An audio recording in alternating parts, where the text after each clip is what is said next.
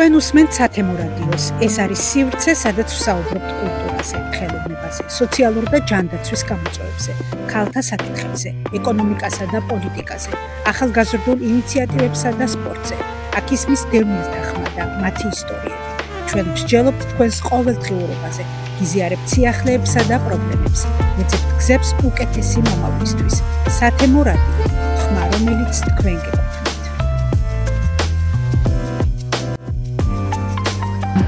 მოგესალმებით ძვირფასო რადიო მსმენელებო, ასევე მაყურებლებო, ვინც შემდეგ ჩვენ სოციალური ქსელით უყურებს ჩვენს გადაცემებს, ჩვენი რადიო არა მარტო ისმინება, შეიძლება უყუროთ ჩვენ რადიოს.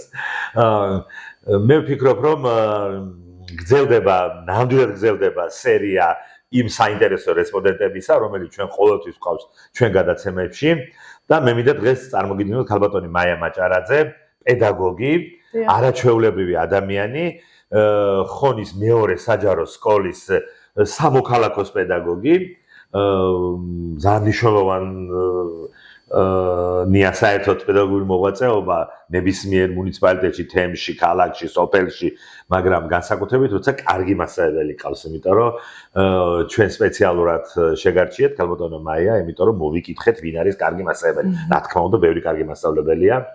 მათ შორის ჩვენ გადაცემებში ვთხოვლი ეს მასწავლებელი და კიდევ გვეყოლება სხვა კარგი მასწავლებლებიც, მაგრამ ერთ-ერთი საუკეთესო მასწავლებელი, როდესაც თქვენი კანდიდატურა შემოგთავაზე, ძალიან გამიხარდა, იმიტომ რომ მასწავლებელი შეიძლება იყოს ცუდი მსახიობი, ძალიან ცუდია, რო ცუდი ჟურნალისტი, რამდენიც გინდა იმდენი გვყავს ჩვენს რიგებშიც, ცუდად დააგაოს ვიღაცამ ქუჩა, ცუდად გააკეთოს რაღაცა, რა თქმა უნდა, ეს კაი არაა, მაგრამ იყო ცუდი მასწავლებელი, ეს არის დანაშაული.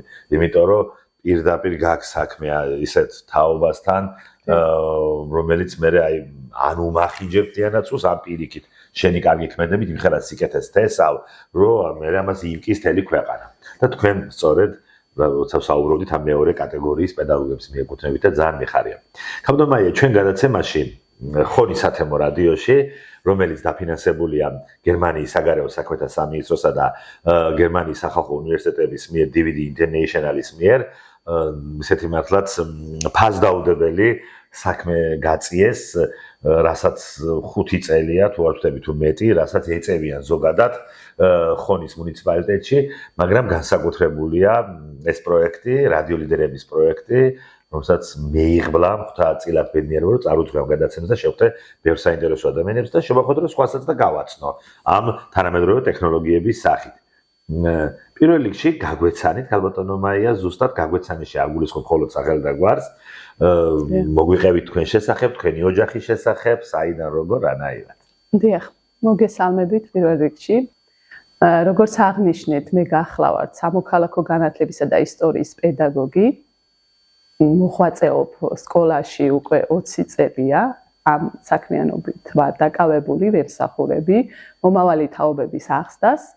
დავიბადე და გავიზარდე აგრეთვე პედაგოგების ოჯახში. ხოში, კი ბატონო, დედა ამჟამადაც მოქმედი პედაგოგია.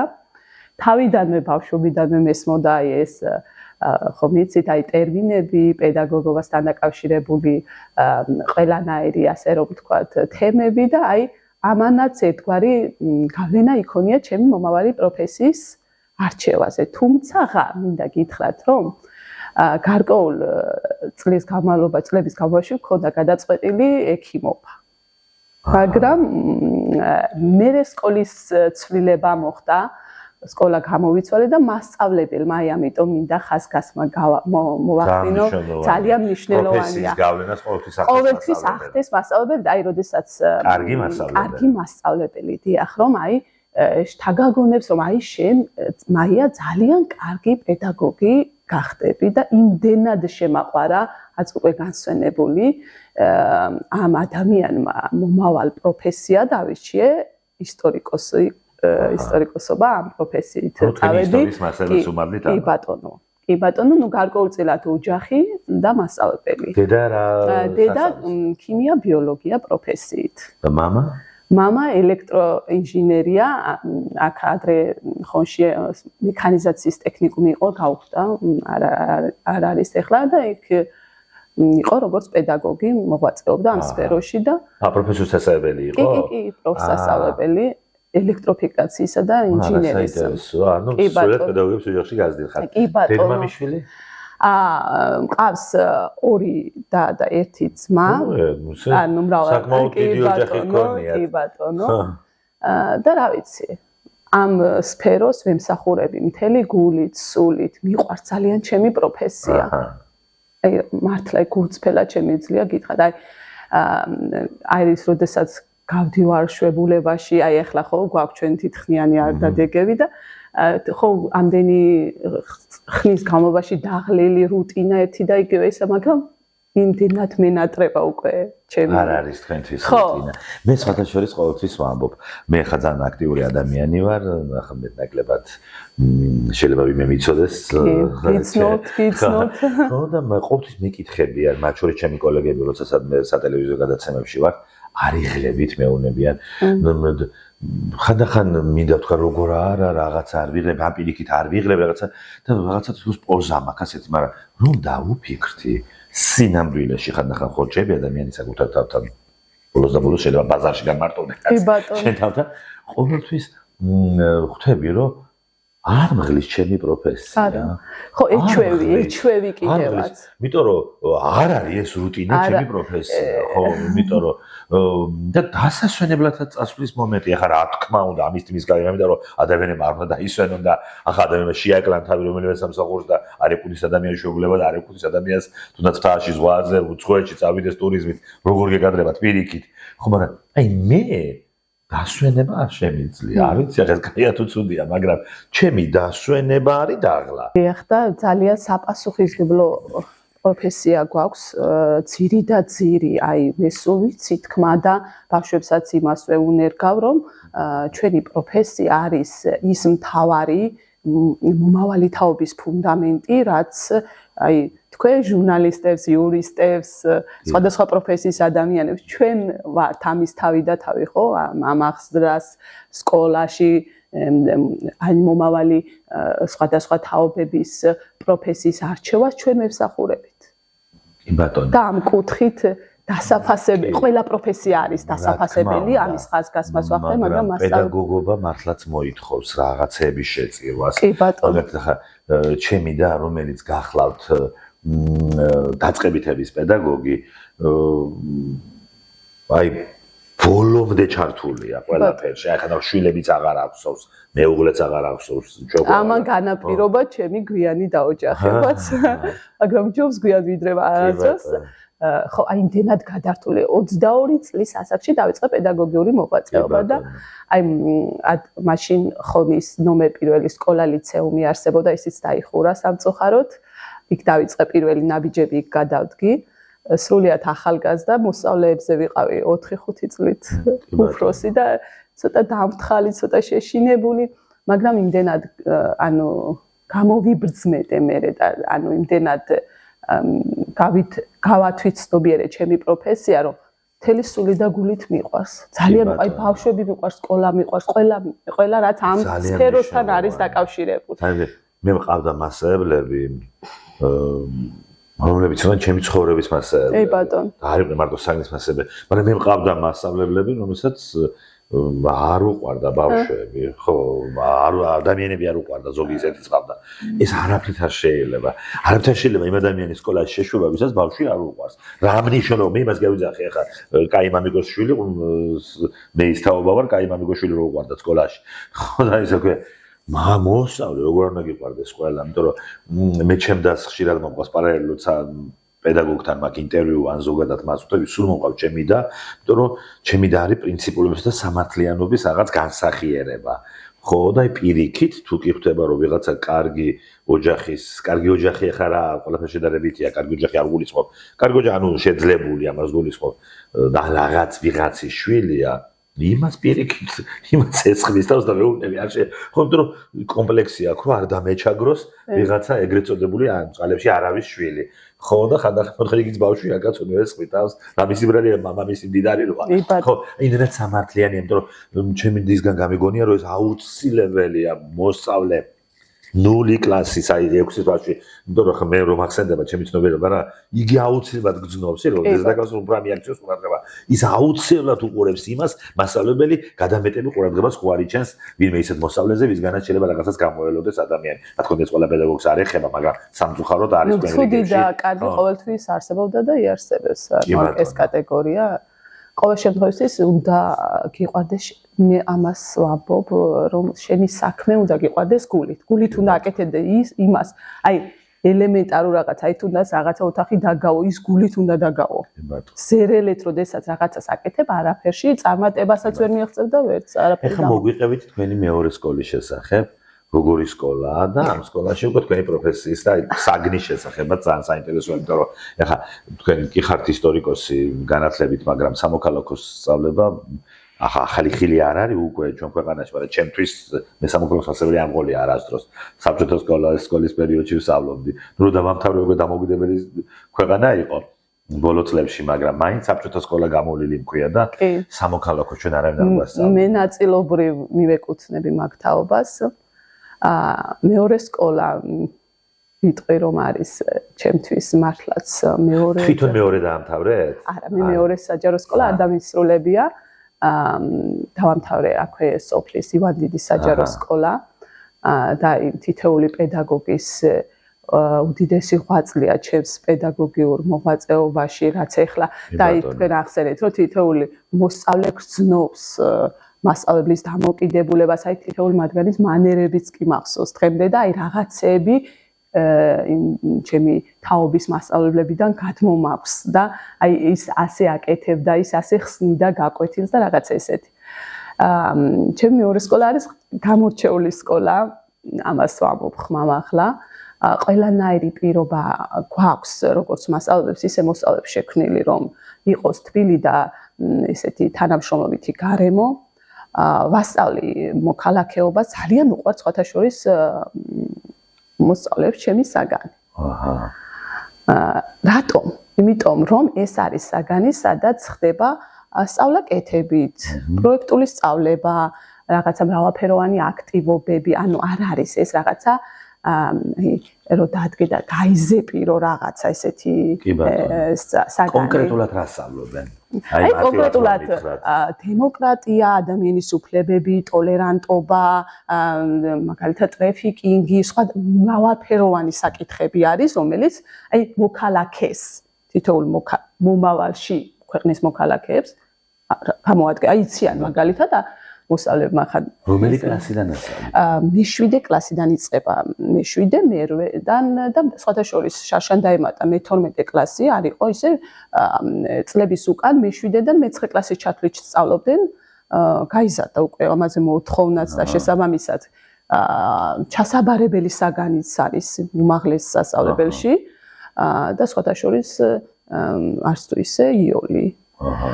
და აი ამ კუთხით გამორჩეული არის მოსწავლეების დამოკიდებულება. ძალიან ბევრი პროექტებს გვაქვს გახორციელებული, სხვათა შორის არასამთავრობო ორგანიზაციების მიერ დაფინანსებული პროექტშიც მაქვს მონაწილეობა მიღებული, გრანტიც მოვიპოვე, ორჯერ მაქვს გრანტი მოპოვებული, სხვადასხვა ინვენტარით აღჭურვეთ სკოლა. კაბინეტი გაქვს სამოქალაქოში? კი, მაქვს სამოქალაქო განათლების კაბინეტი და აი მუდმივად მოძრაობაში ვართ, ანუ ამ კუთხით.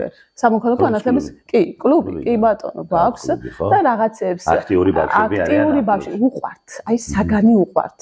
აღნიშნა იქნება მაგალითად ტოლერანტობის დღე, გარემოს დაცვის დღე, ამ რაღაცეებს აღნიშნავთ ხოლმე და სხვადასხვა აქტივობებით და ამ კუთხით ვართ გამორჩეული. თავდამაია გრძნობელობა რამდენად აქვს ბავშვებს ამ საგნისადმი, ხო? ახლა ბევრ პროფესიებზე ამბობენ, რომ მილევადი პროფესიები ხდება და უშუალოდ ხშირად გამიგონია, რომ ეს რა ქვია, ახლა ტექნიკური საკითხები წამოიწია კიდე თანამედროვე ტექნოლოგიების გამო უფრო წინ, მაგრამ არის რაღაცა საგნები იქამდე, რომ ამბობენ გეოგრაფიაც კი უკვე აღარავინ აბარებს, რომ გეოგრაფიის მასწავლებელი გახდეს, ახლა აღარავინ არა, მაგრამ ნუ ადრე თუ აბარებდა სიტყვაზე 100, იქიდან ახლა აბარებს 12. ხო, ისევ ამ შედარებით გეოგრაფიაზე არის რაღაცა საგნები, რომელიც არის მილევადი და სხვა საგნები შემოდის, ხო, ახლა სამოქალაქო შემოდის ჩვენ დროს შრომას ვსწავლობთ ახლა შრომა ასეთი არაა ხო საგანი ხო ანაცვლებს რაღაცეები ჩვენ დროს დავუშვათ ვსწავლობდით სამხედრო საქმეს ხო ავტოსაქმეს სამხედრო ეხლაც ისწავლობთ არის ხო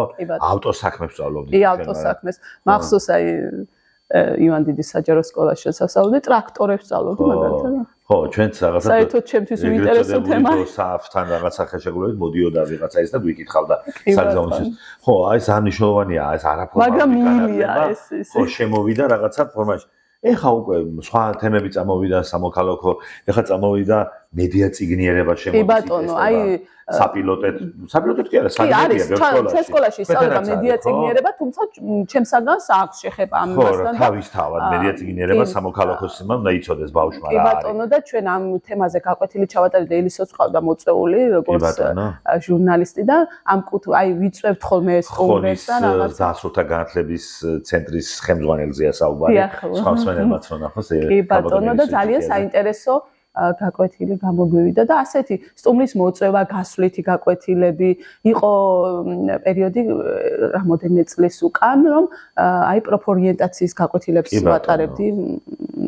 პროფორიენტაცია, რეფლექსია, რა ვიცი, უამრავი რაღაც თემები შემოდის და ხო აი ჩემი შეკითხვა რაში მდგომარეობდა, რამდენად არის მგრძნობიარე ბავშვი მოსწავლე და რამდენად უნდათ ეს თქვენი საგანი ხო ახლა ხშირად მე მინახავს ქიმიის მასწავლებლები მინახავს ველოქსო და აზრი დაკარგა სწავლა ფასი დაკარგა სწავლა აი რამდენადაა თქვენთან ეს აქტიურად და რამდენად აინტერესებთ აინტერესებთ აი რისი თქმა აი არის ისეთი საგნები აი ქიმია ახსენეთ თქვენ ფიზიკა რომ აი ამის ნიჭი უნდა გაგაჩნდეს ხო აი რაღაცა გარკვეული მიდრეკილება უნდა გქონდეს მათემატიკა აი ეს ჩემი საგანი არის თითოეულ ბავშვზე მორგებული. აი თუ მიყვას ეს კატეგორიებად დაყოფა ცუდი, კარგი და რაღაცა, მაგრამ აი თუნდაც რაღაც დაბალი შესაძლებლობების მქონე ბავშვსაც შეგიძლია მოარგო რაღაცა ერთი ელემენტარული აქტივობით. ასე რომ მე ვთვლი რომ არ არის. პირიქით უფრო პროგრესირებადი და ამაზე მეტყოლებს ის რომ ზედა კლასებშიც შემოვიდა ეს საგანი უკვე და აქტიურად და ერთითო გაკვეთილი ეთმობა უშუალოდ პროექტულ სწავლებას. ანუ ნიშნავს იმას, რომ ერთი პროექტს ვიღებთ სემესტრის განმავლობაში და მუშაობთ იმ ერთ პროექტზე. აი პროექტი მრავლის მომცველია, ანუ ნებისმიერ თემას აქტუალურ თემას შეეხება. კი ბატონო. მინდა გკითხოთ, უკვე გამოვიდეთ ცოტა სკოლიდანაც, უფრო საინტერესო კითხვები გვაქვს კიდე შემონახული თქვენთვის, ქალბატონო მაია. ზოგადად რა როლი აქვს სკოლას ხონის რეალობაში რამდენად არის განათლების სისტემა იმ დონეზე ან უნდა იყოს იმ დონეზე რა შეცვლიდით თუ გაქვთ რაიმე ისეთი წინააღმდეგობები და რამდენად არის ამ სკოლებში და განათლების სისტემაში განმოღებული ევროპული მოდელი რომელიც არის ერთ-ერთი გამართლებული იგივე ფინეთის მოდელი იგივე ტარტუს აი ესტონეთის მოდელი სოფლიოში პირველ ადგილზეა ფინეთის სკოლა, მეორეზე ესტონეთის იმიტომ ვახსენე. მე მოდის უკვე ნორვეგიის და რაღაცა ესა და მე უკვე ბრიტანული. თქვენ წარმოგიდგენთ აი ამ პირველ ათეულში, სადაც არის საუკეთესო სკოლის რეიტინგი, 8 ადგილს ევროპის ქვეყნები იკავებენ. რამდენად არის ჩვენთან დანერგილი ეს ევროპული გამოცდილებები? ახლა რომ გითხრათ რომ იდეალური არასდროს არაფერი არ არის, ხო? რო შევადაროთ ახლა აი წერან ფოიეში ვესაუბრებოდი ელისოს რომ აი ჩვენი დროის მოსწავლეები, ჩემი პერიოდის თაობა და ეხლანდელი თაობა ძალიან რადიკალურად გასხვავდებით ერთმანეთისაგან. აი მაგალითად მე მივეკუთვნები იმ კატეგორიის თაობას და მე პირადად ჩემიდან გამომდინარე გეტყვით რომ აი მაგალითად პედაგოგისთვის შეკითხვის დასმა მერიდებოდა. და ისიც არა პედაგოგიც უკადრისობდა იყო პერიოდი. ხო, აი რაღაცა იყო რომ აი არა მიმღებლობაც არ ქონდა. არა მე ყველაზე არ მომაყვა. ნუ თქვენ არ ახართ მასწავლებელი, ვინც შეკითხვას ვერ დაუშვას მოსწავლე და ეს გეწინება თუ დაგისვამენ. არანაირად. ახლა მე ვიცი მასწავლებელი, რომელსაც ან არა, აქ საუბარია მათ შორის კრიტიკულზე. კი ბატონო. ჩვენ კრიტიკულ აზროვნებას თვითონ ასწავლით, როგორც მივხვდი. აი ერთ-ერთი მიმართულება არის კრიტიკული აზროვნება. იმიტომ რომ მე მყავდა მე პირიქით ახლა ისეთი მასწავლებელი მყავდა ალეგო ყიფიანი და ადგეს ნათელი საოცარი კაცი ახლა რო გვიხსნიდა ისა რა ქვია აი მაგალითად ისა რა ქვია დიდოსტანის მარჯვენას გვიხსნიდა და გვეუბნებოდა, რომ თქვენ რატო იღებთ ასე პირდაპირ, როგორც უწერია კონსტანტინესო, რომ ისა რა ქვია, შორენას უყარდა უტა და მეფე გიორგი არა. რეალურ ცხოვრებაშიო, არაერთ შეიძლება ქვეყანაში პირველი კაცი იყო გამიჯნურებული და ის მას არ ყოფნა ლამაზი კაცი. ის მას არ ყვარებოდაო და ახსოვდა ვიღაცა უტა, აქ სიყვარულის მარადიულობაზეა ეს პიესა, მაგრამ რეალურადო ბავშვებო, ხშირად სხვანაირად ხდებაო, რომ ქვეყნის პირველი პირი დაჩოქილი დასდებდა და გვერდზე არ უხედავდა, ესე ვერ იქნებოდაო და ესე არ არის რეალურ ცხოვრებაშიო. ხო რაღაცებს ის ვარდისფერ სათვალეებს ხსნიდა და გვიხსნიდა იგივე შუშანიკის წამებაზე უკვე დღეს დაიწყეს მოსწავლეებმა განსხვავებული ენის შემოbrunება წყალებში, ამას ენის შემოbrunება კი არ ქვია. დაიწყეს რომ ისა ქვია, იმიტომ რომ შუშანიკის წამება, რომელიც უდაოდ უდიდესი აგიოგრაფიული ძეგლია, ქართული კი არა, დედამიწის უდიდესი ძეგლია, ჯერ როდისაა დაწერილი, მაგრამ ის დაწერილია რელიგიურ პროპაგანდაზე. ეს დასამალი არც არის, იმიტომ რომ ის არის რელიგიური პროპაგანდა, რომ როგორ შეიძლება შეეწიროს სარწმუნოებას და ამ ჰეროიკული იმგენ შეს ყველგან ასია ჰაგიოგრაფიაში, მაგრამ რეალურად იქ მოსწავლე უკვე სვამს კითხვას, მარტო მაგიტო გაბრაზდა შუშანიკი, აბა კიდევ რატო, მასალა იმიტომ ხო არ გაბრაზდა, რომ იმან ვარსკენმა სხვა ცოლი მოიყვანა, როგორც უკვე დედოფალი აღარ ახარ, ნუ გადავიდესო, სახში არ დამხეს, რომ მოვდივარ, ხო, მოგეჩი დავწყვები. სხვა ცოლი მოვიყვანეოდა. ეს სხვა ცოლიო, მასწავლებელო, მაპატიე ჯარმოის არ გაუწყდებოდა, უშადიხსო. მარტო იმაზე გადაირია, რას ქვია ქრისტიანობა უარყო. ახლა როგორ არის ბავშვები? არც მიფიქრია ისე ვისაუბრე, ჩვენი წამა და ჯერი კაცი მეგონა, ჯემი თავი. პირველ სკოლაში. ხო, ეს მართლა რა ვიცი, ნამდვილად მეგონა ჩემი თავი და ცოტა დედამაც გამიმყარა, თანიჭიერ რომ ვიყავი, მაგრამ ეხლა ბავშვები რომ სწავლების მეთოდიკაც სხვანაირი იყო ჩვენი პერიოდის. დაბაზე კამათები მიმართულებით აღარ იღებენ ბავშვები პირდაპირ რასაც ასწავლდა. აი ეს არის კრიტიკული აზროვნება, ეს არის მედია წიგნები, ძალიან მნიშვნელოვანი ამბავია. განსხვავებული აზრის მიმღებლობა. რა თქმა უნდა, ესაა თქვენი პროფესია ხა. ისე სამოქალაქოს პედაგოგი, ვაიმე რა კარგია, რომ კარგი პედაგოგია, იმიტომ რომ მე სამოქალაქოს პედაგოგები ვიცი ზოგი ერთ-ერთ ტრენინგზე ბავშვმა გითხრა რომ სტალინზე გველაპარაკებაო, სტალინი როგორი ღირებულებებზეო და სამოქალაქოს მასწავლებელი რეჟიმები არის საკეთებად კიდე სამოქალაქოში, სხვადასხვა ტოტალიტარული, ავტორიტარული და ალბათ არა, მაგას არ გულისხმობდა, უყვარსო სტალინიო და სტალინს აქებსო და ეხლა დაძღავსო დემოკრატიას. სამოქალაქოს მასწავლებელი მე ვთხარი ვაიმე, მე თვითონ დასაჭერი და გადავიდე. შეიძლება ვიღაცა არავინ არ უნდა ქნას ეს. სამოქალაქოს მასწავლებელი დემოკრატიულ ღირებულებებზე არ გელაპარაკება და გელაპარაკება ტირანიაზე. როგორ არა როგორც მოვლენაზე. როგორც უყვარ სიმპათიებს ხატავსო. მაგრამ რა თქმა უნდა ჩავეკითხე. სტალინზე როგორც ფენომენზე გიყვებათ, მე ვთხარი თუ არა, როგორც ღირებულებაზეო. ხო და რა თქმა უნდა, ახლა ეს არამთარ შეიძლება და მithumet სამოქალაქოს პედაგოგი სულ არ კონდეს დასავლური ღირებულებები, ადამიანის უფლებების, ტოლერანტობის იმის, ეს არის ნონსენსი, წარმოუდგენელია. ეს იგივეა, რომ მუსიკის პედაგოგს სიმღერა არ უყვარდეს და ქორეოგრაფს ეგვა ძულდეს. იმას ნიშნავს, ხო, აბსოლუტურად. კი ბატონო. აი, ამ კუთხით რამდენად შეიძლება ვიყოთ მშვიდად, რომ მოდის კრიტიკული თაობა. მოდის კრიტიკული თაობა. კი, ყველას მეუბნება. მასებელიც კი არა, მეც ჟურნალისტიკაში მაშინ სხვა კრიტიკული თაობა, რაც არის ძალიან მნიშვნელოვანი. ძალიან მნიშვნელოვანი, ხო, აი, არასოდეს არ დაიტოვებენ საკუთარ აზრს დამალულად, დაფარულად. ყოველთვის იტყვიან. მასწავლებელო, ეს ასე კი არა, მე ჩემი აზრით ეს ასია. ყოველთვის გამოთქვამენ ღიად, აფიქსირებენ საკუთარ, აი რაღაცაზე ან პროექტს როდესაც გეგმათ, ან ყოველთვის ჯერდები ბავშვებთან ერთად. ეს ასე ხომ არ ჯობია, აბა თქვენი აზრი დემოკრატიის პრინციპით გადავწყვეტოთ და რაღაცა ასე და ყოველთვის აი ჩემი მოსწავლეობის დროს ასეთი რაღაცა არ იყო, თუმცა მე მაინც აი არ ვიცი, მაინც არაო იმ თაობას მივეკუთვნები, რომელიც სკოლასთან იყო კავშირში ძალიან მყარად. და რაც აი ჩავაბარე ჩემი სკოლიდან ასე რა ვთქვა სკოლაში მიღებული ცოდნით უმაღლესში და აი სკოლა უფრო მიჯაჭული იყო მოსწავლე მიჯაჭული კი იყო მეც გაძლევდა ნახე ხა ერთი მომენტია მაია რომ სკოლის გარდა ამას სხვა რა გაძლევდა დღეს უკვე მულტიმედია ინტერმედიის დღეს უკვე ხელოვნური ინტელექტის ერაში უკვე იმას რაცა ჩვენ თემებზე შეგიხები ჩაჭირი და გიბასუხებს ყველაფერს ხო და ახლა ეს კაია თუ ცუდია ესაა მოცემულობა ამაზე რომ არ აკვთ ეს გაქვს იმიტომ რომ დღეს მე მაგალითად თქვენ რასაც ამბობთ ზუსტად მივხვდი რასაც ამბობთ ხო მეც მყავდა ხო ვიღაცა რუსიკო მასწავლებელო ჟუჟუნა მასწავლებელო რომელიც მხოლოდ ის მასწავლებს მაგრამ უკვე დღეს რუსიკო მასწავლებელო ინტერნეტიცაა ჟუჟუნა მასწავლებელო უკვე სხვა ვიღაცაა ხელოვნური ინტელექტიცაა ხო და რაღაცა მასალის მოძიება მაგრამ ჩვენ დროსაც იყო და ჩემი Google მაშინ იყო დიდი საბჭოთა ენციკლოპედია ბიბლიოთეკა მხოლოდ ამ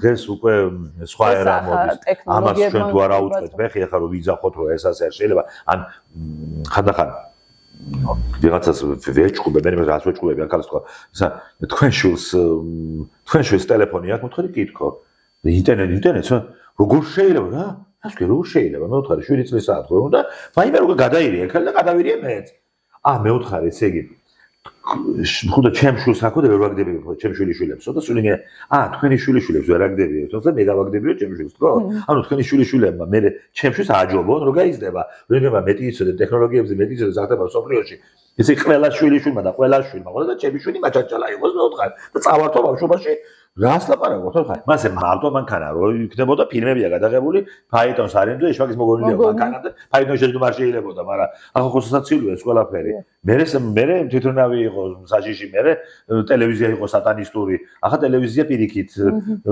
ძალიან რელიგიური გახდა და სატანისტურია ინტერნეტი ასეა ასე იყო ყოველთვის დროს და ტექნოლოგიებს მოყვება ესეთი დამოკიდებულება თუ ამას სკოლა არ აკეთებს ეს არის დანაშაული არათუ სირცხვილი ეს არის დანაშაული ჩვენი ხო ანუ გაკვეთილზეც აი თუნდაც ყველანაირად გვჭირდება ეს ტექნოლოგიები პროექტული სწავლების დროს გასაკუთრებულად ასე რომ პირიქით კარგია თუ ამას მიზნობრივად იყენებს რა თქმა უნდა ბავშვი რა თქმა უნდა თქმა ჩვენი გადაცემა დასასრულისკენ მიდის რაღაცა უცებ გარბის დრო როცა საინტერესო რესპონდენტი გიყავს როცა ისა მეც საუბრობ ამა თუ იმ თემაზე ჩვენ პრაქტიკულად თქვენს სხვა პირად რაღაცებზე ვერ ვისაუბრეთ რომელიც უშუალოდ უსვამთ რესპონდენტებს ან ვერ გავედით ამ თემიდან და ეს მიხელა თემაა სკოლა ხო ასე მარტივადაც ვერ გავიდოდით გადაცემის დასასრულს მინდა გკითხოთ რამდენად